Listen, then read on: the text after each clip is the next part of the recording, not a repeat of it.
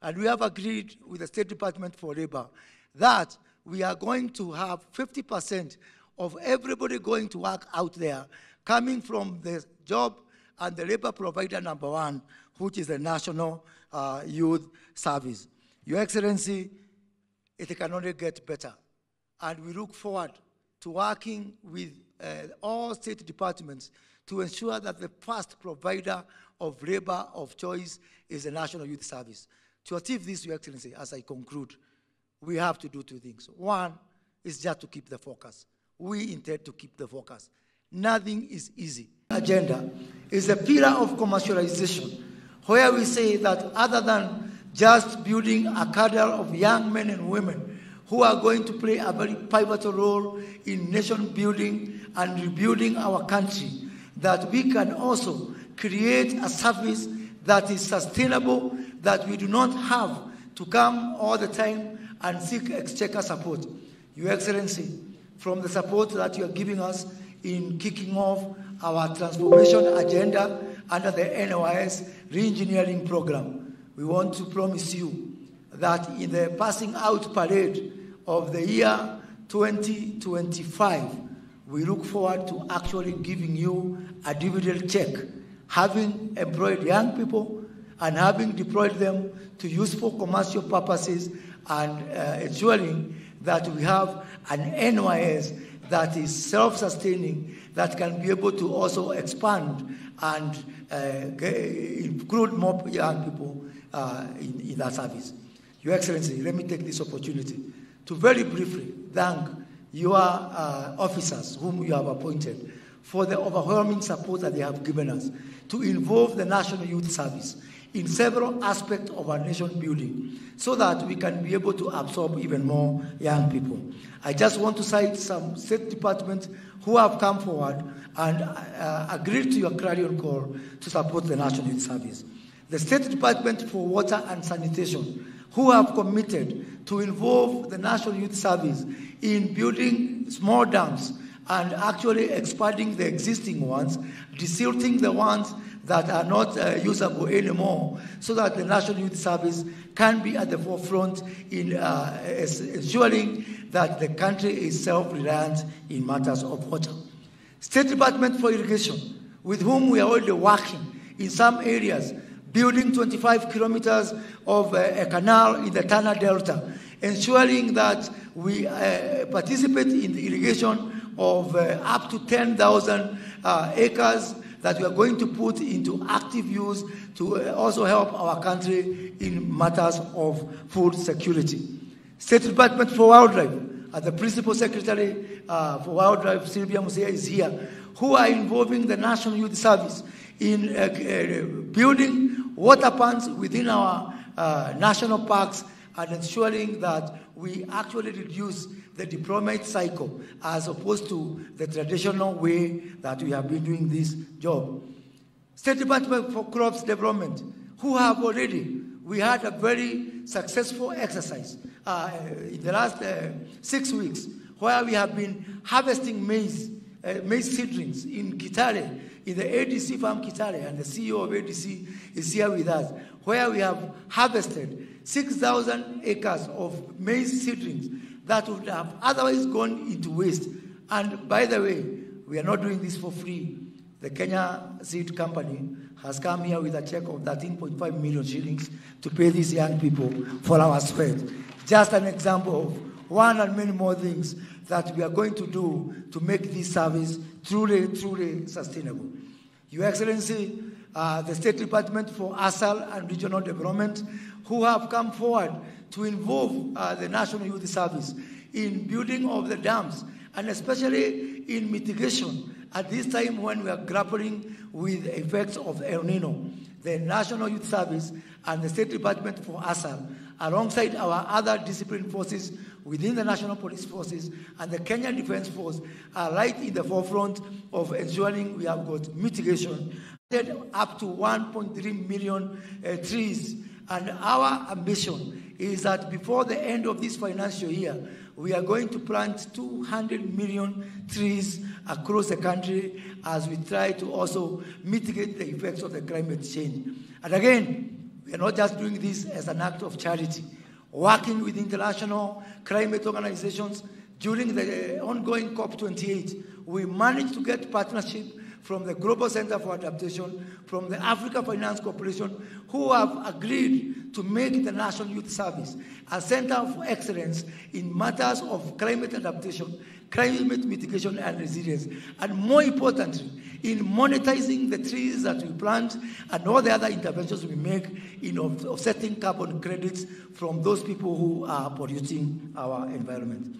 Your Excellency, the Kenya School of Government, which is also within our ministry, is going to build a new campus in Kihika to the tune of 800 million shillings, a project that will be undertaken exclusively by the National Youth Service so that we can continue to employ even more young people. And because we are expecting the Kenya School of Government to have a very huge demand, because we are introducing mandatory training for all public servants in the bottom-up economic transformation agenda. So to be able to expand our capacity, we have called upon the National Youth Service to come and help us in this agenda. Huduma Kenya is another state body that we want to cite against within our ministry. And working with our members of parliament, and I have here today the chairman of the parliamentary committee on the National CDF, Honorable Musa Silma, and the chair of the National CDF board, Honorable Olago Arud, who have, in a very remarkable development, in partnership with the Ministry of ICT, where we have merged the concept of the Jitume Center for the digital jobs for our people with our Huduma centers to offer Huduma services in every constituency, funded by the national government CDF, and with the labor being provided exclusively by the National Youth Service so that we can be able to expand the job opportunities for our youth.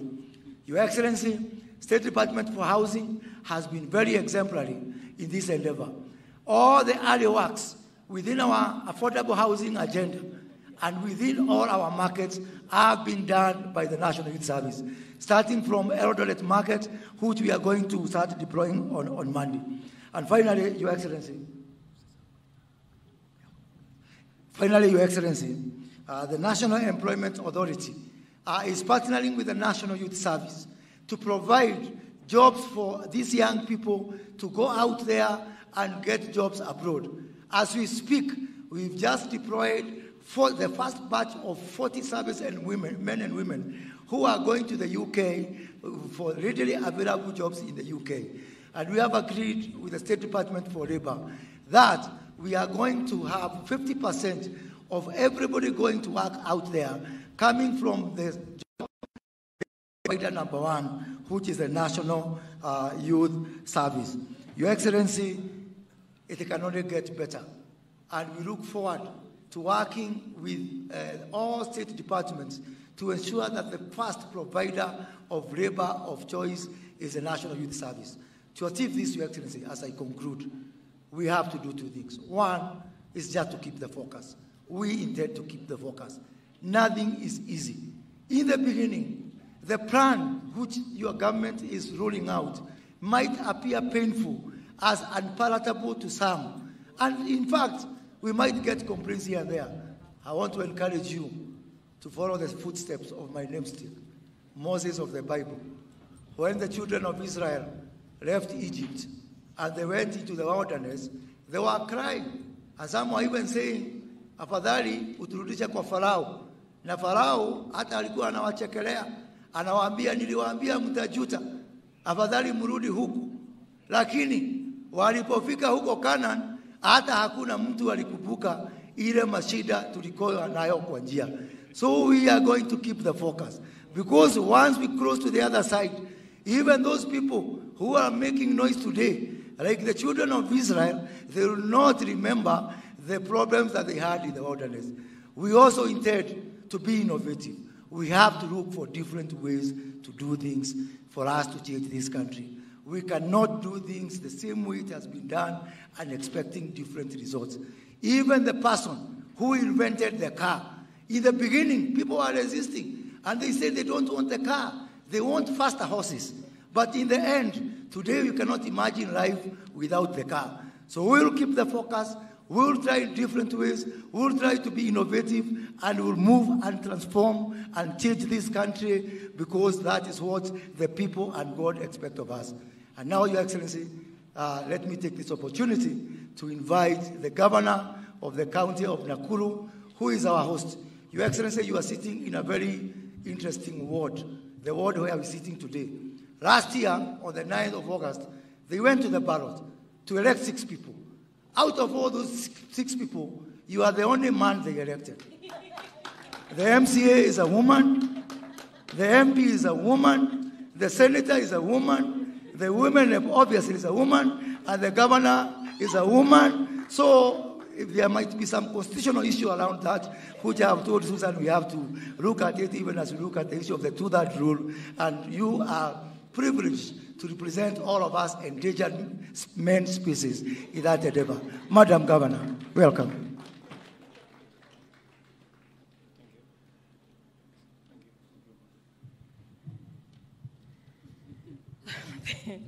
Thank you. Your Excellency, the President of the Republic of Kenya, Honorable Dr. William Samoei Ruto, also the Commander-in-Chief of the Kenya Defense Forces, Honorable Moses Kuria, the Cabinet Secretary, Public Service Performance and Delivery Management, Principal Secretaries present. We have, Your Excellency, let me recognize the presence of our area MP, Madam Speaker, Mheshimiwa Wangare.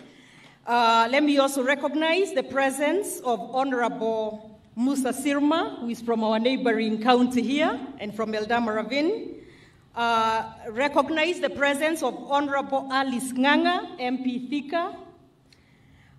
The presence of Honorable Hilary Kosgei, MP Kipkelion West.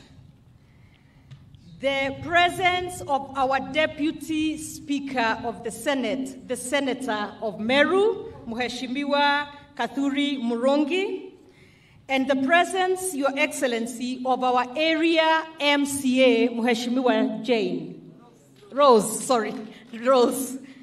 And Mheshimiwa Kuria, sisi ndio tuko, wa mama.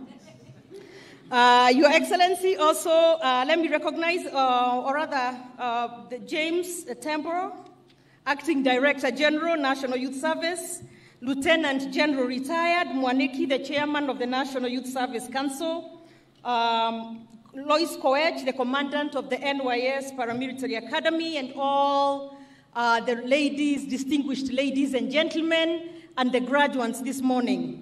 Your Excellency, it is my privilege and distinct honor to welcome you to Nakuru County this morning at the pass-out parade of the National Youth Service recruits here at the NYS Paramilitary Academy in Gilgil, Nakuru County. From the onset,